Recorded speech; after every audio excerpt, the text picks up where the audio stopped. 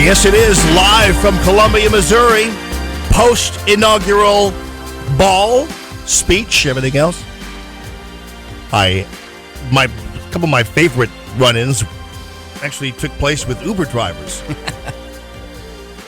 I love Roberta, who took me from Columbia to New Jeff City to the Capitol with her bobblehead bulldog on the dash and her Christmas lights hanging from the rearview mirror. Formerly of St. Louis, came down here just to be with her grandkids. Oh, left cool. everything behind. Then Jefferson City had an Uber special. Like in Jefferson City, Uber was apparently free. Free Uber zone. So I get into my Uber driver there, and I get into the car, and I say, he didn't apparently know where I was going. Okay. I said, I'm going to Columbia. He goes, you're going to Columbia? Yeah, he's like, I'm going to take you across the street. And That's it's a about guy, I love this guy, David. He's from Kenya, 6 kids. He and I had a great conversation. So I said, all right, listen, I'll pay you the amount. I'll just give you the money, the cash. Right. I'll pay you the amount that it normally is. And so he took me down to Columbia then. But nonetheless, see, that's what I love about Uber. Is it's a contract between two people. It's awesome. Yes. Love it. Anyway, by the way, this deal with the Fort Lauderdale shooting. Earlier, by the way, we put that clip up on the electric stove now. And we are going to it's where I talked about how, in all this area here, we have not heard much about the victims. We've heard about the shooter. Plenty. Who is? Can you open that door and tell those guys to shut their mouths, please? Thanks. Just tell them to keep it down just a little bit, for crying out loud. Yeah.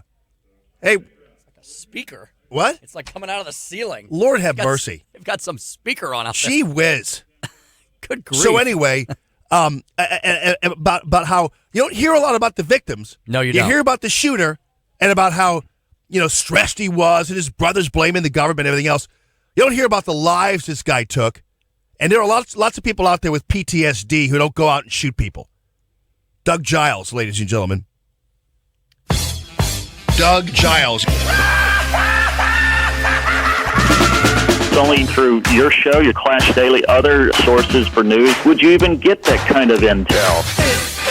So Doug, I basically told people who the victims were because, I'm telling you what, you can ask anybody. I dare you, walked up to somebody and go, do you know anything about the victims of the Fort Lauderdale shooting? I guarantee you they'll say no. Yeah, they don't know squat about them because here we go again with CNN putting out their little narrative that he was a white Hispanic. I was driving, Jamie, and thanks for having me on again. I'm driving up to Dallas when this happened, going to Dallas Safari Club, meet the brothers, book hunts all over the world. And we're smoking a stick in my Toyota 4Runner, blazing like champions, going through snow, black ice. It was awesome. Yeah. And my phone starts blowing up. And in the Fort Lauderdale airport terrorist shooting, all the texts start going through, and people start trying to call me. And at the time, it's like, who killed it? And they said, or who killed him? They said, well, it's Esteban, Santiago, or some crap like that. And it's like, man, I'm telling you, it's a Muslim. It's a terrorist attack. And we turned on the radio, couldn't get squat, any kind of backing intel to prove that I'm right. But lo and behold, Jamie, and I don't know if you've seen this, but and this is for all the PC dorks. The Fort Lauderdale terrorist had a MySpace page that he launched 3 years before he went to Iraq. Hello. Yeah. He didn't get discombobulated in Iraq. He launched this thing 3 years prior, and it was found during a big Nexus search, going through the database and the public records.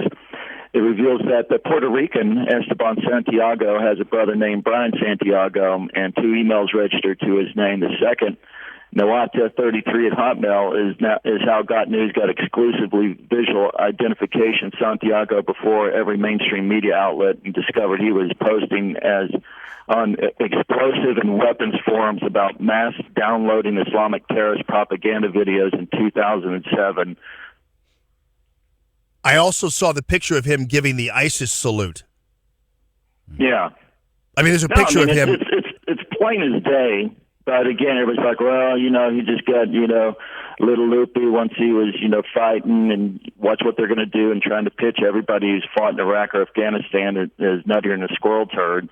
And, he's just a little confused. He's muttering to himself during his arraignment. I think if you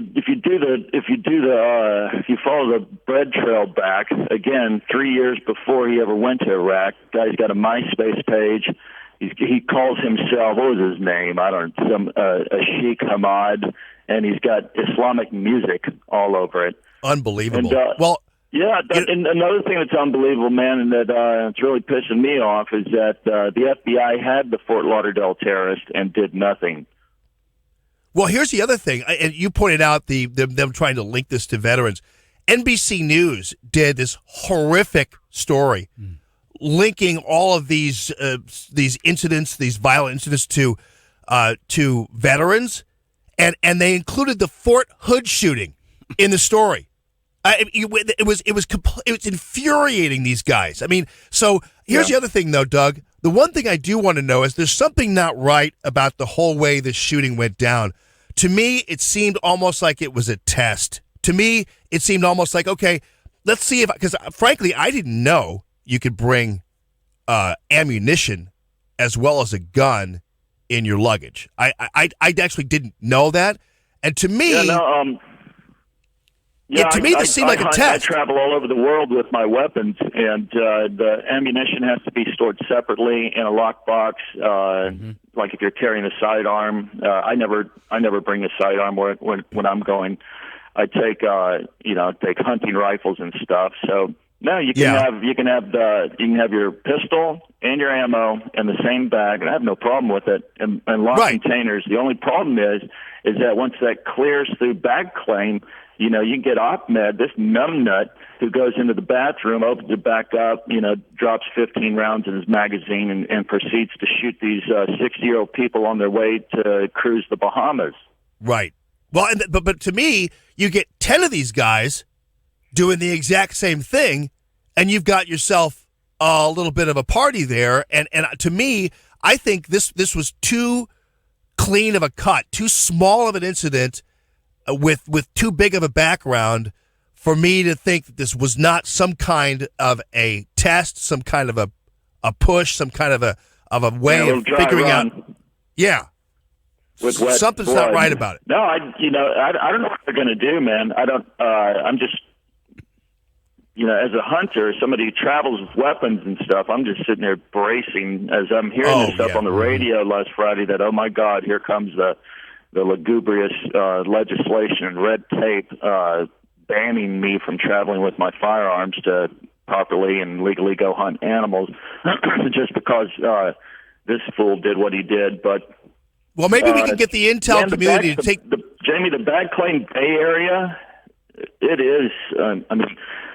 It's a turkey shoot because you don't have those Barney Fife TSA agents even. But instead of trying to limit our access to guns and our ability to carry them lawfully, why doesn't the intel community maybe take their eyes off of this stupid Russian hacking story and instead focus maybe on what's going on with ISIS and Islamists and everything else? Maybe they ought to spend their energy there. Yeah, this is the same FBI that let this guy slip through after he says, hey, man, I'm hearing voices. Government gave me AIDS. And again, the guy is completely batty. And they said, oh, you're okay. Here's your weapon. And, we're not gonna flag you on a no-fly list. Then he rocks up to Fort Lauderdale and does what he does. I don't know if you know this or not, but he also bought a ticket to New York on New Year's Eve, but canceled that flight and instead came on down to Fort Lauderdale. Well, and I also wonder whether or not, as much as it might be with the FBI, these guys have their hands tied. That's the other problem is, the FBI, who knows whether they felt like they were worried about being accused of, profiling or, who knows? To me, the FBI and some of these other guys are treated the same way as our military is. That they're handcuffed.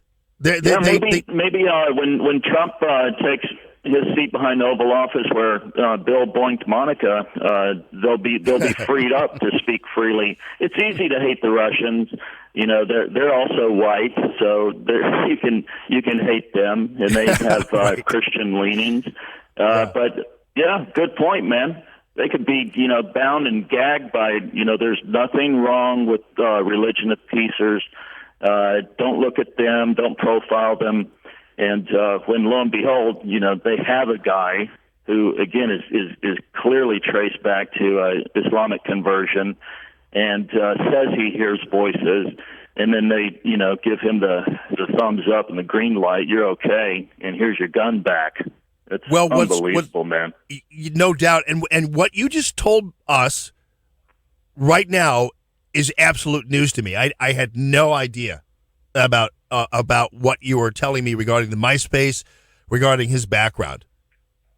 Yeah. They're too busy interviewing his brother about how it's the government's fault. Yeah. It's the government. It's the military. Yeah. Again, it's not. Every time this stuff happens, man, it goes right back to I start profiling like crazy. 18 to 35, Middle Eastern dude, or recent convert, and boom, lo and behold, Dougie's right again. If it walks like a duck, it squawks like a duck. If it looks like a duck, it's a terrorist. Dougie's right again. You need a separate website that just says Dougie's right again. Jamie, all right, buddy.